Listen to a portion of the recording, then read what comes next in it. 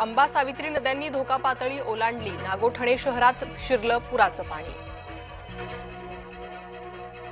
रायगड जिल्ह्याला पावसानं झोडपलं। रेळे पाचोळे गावात गावकऱ्यांचा जीव मुठीत घेऊन प्रवास। नांदेडमध्ये मुसळधार पावसामुळे पैनगंगा नदीला पूर। ड्रोननं टिपली किनवट पुलावरील पाण्याची दृश्य। पैनगंगा नदीला पूर आल्यानं हैदराबादसह अनेक मार्ग बंद। जवळपास 50 गावांना सतर्कतेचा इशारा। मुसळधार पावसाचा मुंबईकरांना फटका। लोकल सेवा उशिरानं, मुंबईकरांचे हाल। मुख्यमंत्री देवेंद्र फडणवीसांनी घेतला आढावा। मुखेडमध्ये पूरस्थिती आवाक्याच्या बाहेर। लेंडी धरणाच्या पाणी पातळीत वाढ।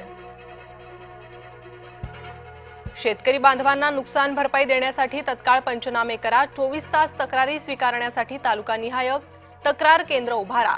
खासदार संदीपान भुमरेंचे प्रशासनाला आदेश। मंगळवारी मुंबई ठाण्यातील शाळा महाविद्यालयांना सुट्टी। अतिवृष्टीमुळे सुट्टी देण्याचा शासनाचा निर्णय।